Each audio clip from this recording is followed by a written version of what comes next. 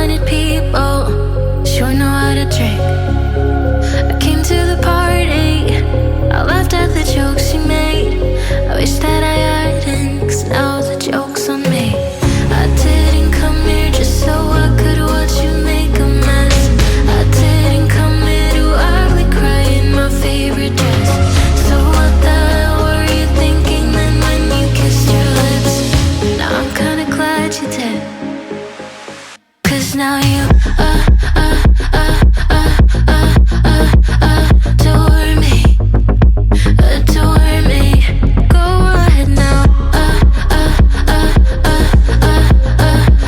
adore me, adore me. Little did I know she wanted you alone. I thought she was over you, but I guess I was wrong. I came to the party, I laughed at the jokes she made. I wish that I hadn't, 'cause now the joke's on me. I didn't come here just so I could watch you make a mess. I didn't come here to ugly cry in my favorite dress. She thought she could tear us apart when she kissed your lips. Oh, what a plot twist. 'Cause now you adore me, adore me. Go ahead now, adore me, adore me. Oh, so cruel.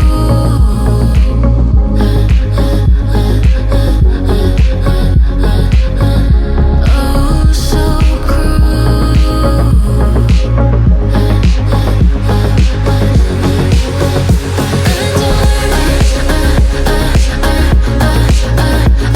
Adore me, adore me. Go ahead now, adore me, adore me, adore me.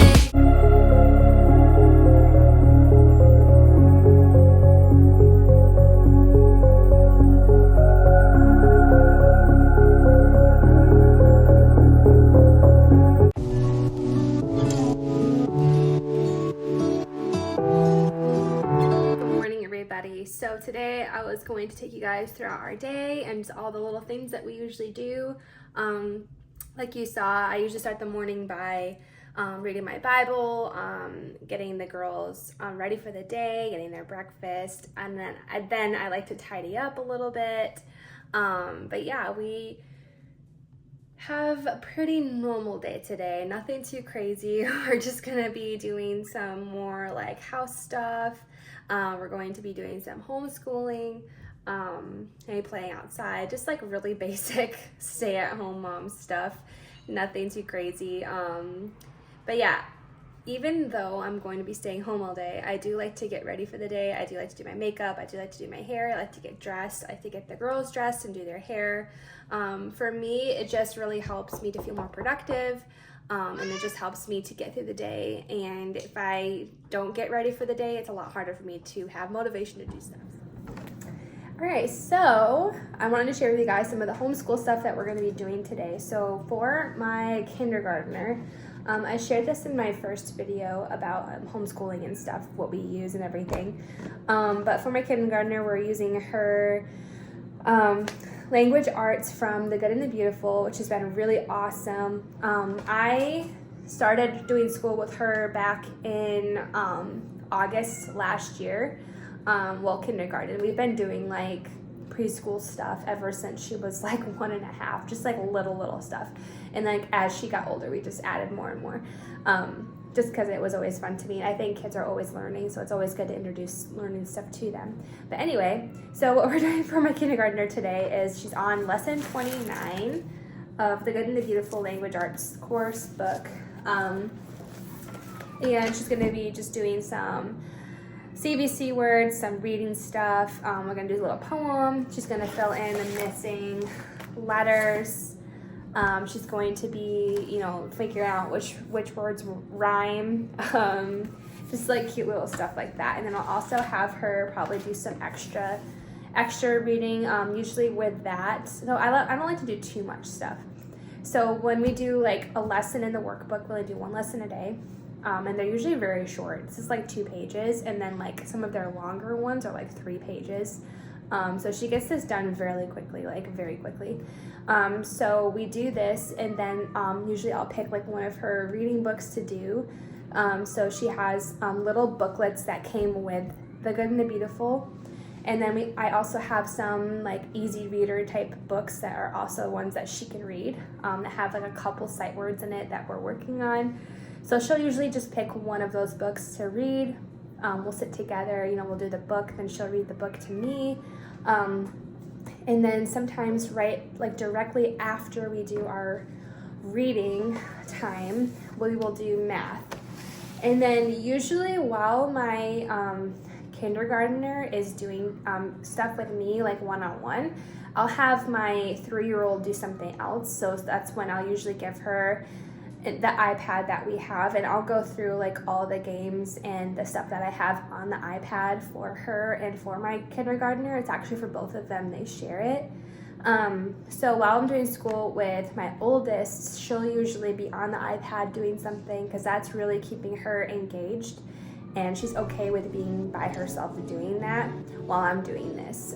It's really good if you have multiple kids to have things for them to do while you work with the other, because sometimes it can be really overwhelming to try to do them both at the same time, because I feel like in the early years with preschool, kindergarten, 1st grade, probably even some 2nd grade stuff, it's just not a lot of independent work. It's stuff that you really do have to work through with them to make sure they're doing it correctly, and also just it's nice to have that one-on-one time anyway. So right now, as they get older, I'm sure they'll be able to do more stuff independently. Like one can do handwriting while the other one does math, and we can bounce back and forth. But for now, I just do all the schoolwork with one while the other does something else, and then we'll switch. And then my preschooler will do very easy activities.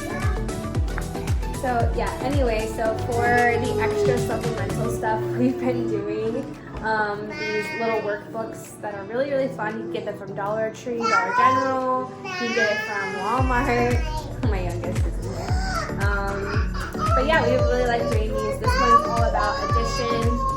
So she's been working on some extra stuff to kind of help her with her speed with adding stuff. She's been really good at adding.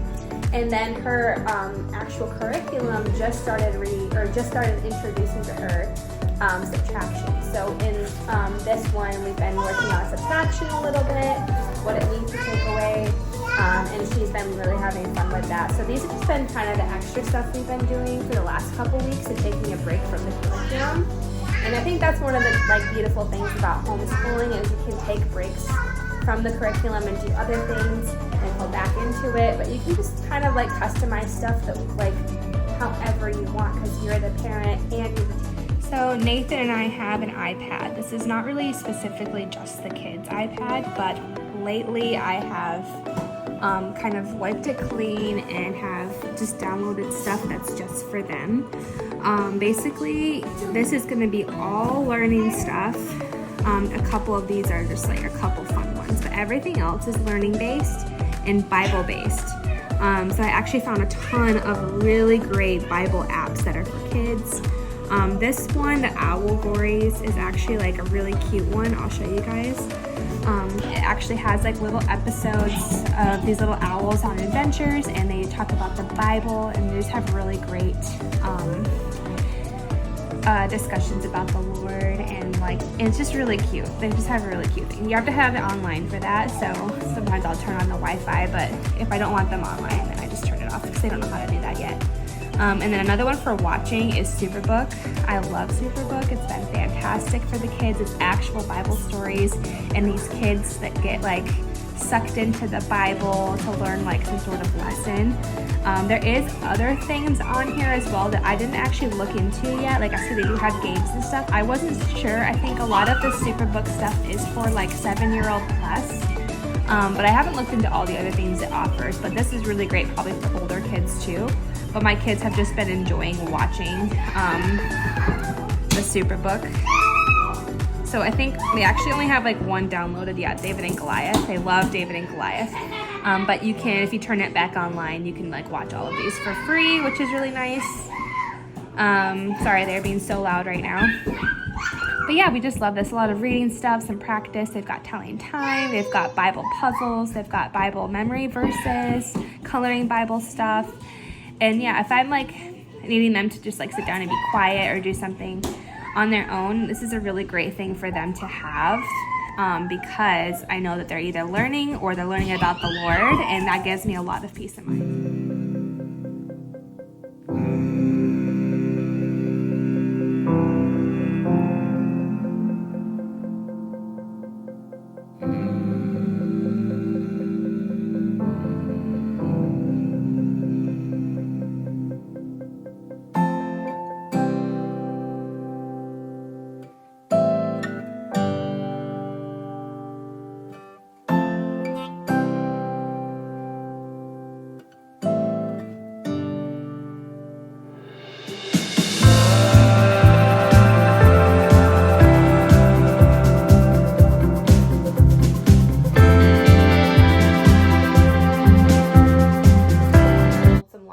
And I thought that while I was folding, I would talk about something that the Lord has been putting on my heart. So I thought I would be sharing with you guys a little bit about King David while I fold some laundry. So I have been reading a lot about King David, mostly because I am reading a Bible in a Year plan. This is like my, I think, 3rd year in a row doing it. And right now I'm actually going through 2 Samuel, but I have been really looking into the life of King David, just because I find it like really, really interesting. I find it interesting that he is a man after God's own heart, yet he still had struggles with sin. And I think it's just funny, like, I feel like we all, like, I don't know, we all always, anyway, so, yeah, I find it interesting that, you know, we all put, like, these people in the Bible, I feel like, on such a tall, like, a high pedestal of, you know, just, like, thinking, like, oh, they must have been so perfect or holy and righteous, and I think there was aspects about them that were holy and righteous, and they had, these really close, intimate relationships with the Lord. But even with that, they still had struggles. They all had different struggles, major struggles in some ways. Like with King David, he, you know, was a man after God's own heart. He was chosen. He was anointed. He was a shepherd. And then God called him to be a king. Like, it's like a pretty crazy, awesome story about how God can take people from just like really just normal relationships or normal circumstances and just do something amazing with them. But yeah, so King David had, you know, a struggle with adultery. He let that get the best of him. That was his, I think, you know, lust might have been his weakness. I think everyone has a things that we struggle with. And a lot of us have maybe similar struggles. But I think it's just cool, like, you know, the Lord was upset with David for what he did when he, you know, he looked upon another woman that was not his wife, number one, and then he let it manifest and, like, sit, and then he wanted her so badly that he, you know, took her and, you know, slept with her, got her pregnant, and then he was like, oh my gosh, now I need to tell her husband to go and sleep with her because I got her pregnant. Like, he was gonna hide it, and then it didn't work because the guy wouldn't go home with his wife, and he wanted to stay where the Ark of the Lord was, or the Ark of the Lord was where it was supposed to be. I don't know, there was something with the Ark of the Lord. And it's just interesting. And then he, like, sent him to the front lines of battle and got him killed so that he could take her as his wife. And it's just a really crazy, kind of messed up situation because, I mean, you can just tell it was horrible. What he did was really, really bad. So yeah, it's just always, like, sticks out to me, like, when people in the Bible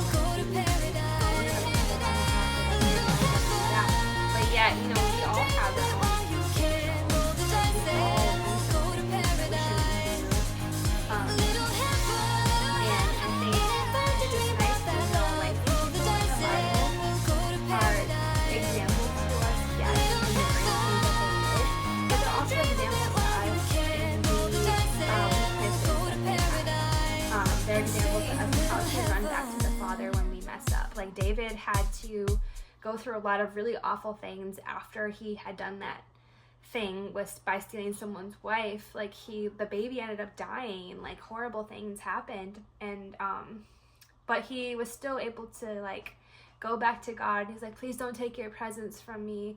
And like he just showed like what it means to like repent and to turn away from sin and to really turn back to the Lord. I think that's really cool. Like that's like why God does all that, because it shows like how we can run back to him too. And how, you know, even though these people in the Bible weren't perfect, neither are we. You know, like we have that example. And I think that's just really nice.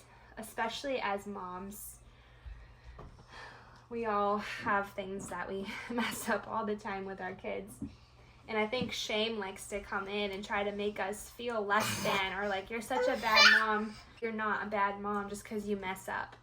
I think one of the most beautiful things is like, in godly motherhood, what makes it godly, I think, is not just like, oh no, we're gonna sit around and sing Bible songs and all my kids memorize 1,000,000 verses and we don't watch TV, and like you can like think of like all these other things that is godly motherhood. But I think godly motherhood is imperfect moms pointing our kids to Jesus, and even if we like yell at them or mess up, we can go to them and say that we're sorry. We can go to them and show them the love of God, show them repentance, show them forgiveness. Like that is godly motherhood. It's not having to put up a front and be this fake, like over the top spiritual person, but it's just saying like, hey, mommy messes up all the time and I'm sorry that I yelled at you like that. Or mommy is sorry for saying what I did. Mommy shouldn't have talked to daddy that way, or just like little things like that. Like that I think is so much more realistic, and I think that is what's really going to change our children's lives more than putting up a front and being like fake. Because in a way, like you think about all these kids who grow up going to church, their parents are only godly when they go to church, but they're not godly when they come home Monday through Friday or Monday through Saturday. And that's what turns kids away from the Lord, is seeing like, well, my parents were fake, you know, like I don't want to be fake. I want to show them what it means to love God every single day of the week. I want to show them what it means to say I'm sorry.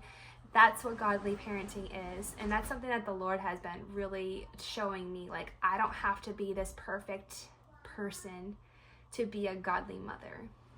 And if you needed that today, I'm right there with you.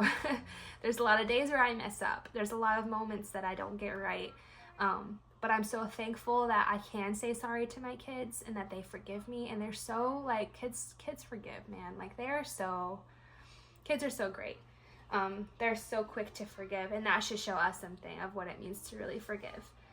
And having the Lord, you know, to have mercies new every morning. Like if we have a bad night, like he says, my mercies are new every morning. It says that in Lamentations. And that we can always go back to him and we can have fresh grace for the day. But yeah, I know I've done a lot of chatting in this video, but I just felt like I needed to say that because I know like it's so easy to let mom guilt like really sink in and the shame. But you were chosen to be your child's mother for a reason.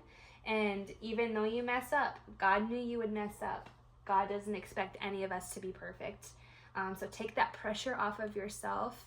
Turn to the Lord, let him give you mercy and grace and love, and then in return show that to your kids and what that looks like. And I think that that's where we can find a lot of healing. And I know for me, as like someone who I'm kind of a perfectionist and a people pleaser, this is something that the Lord has been just really showing me in motherhood. So I hope this was encouraging.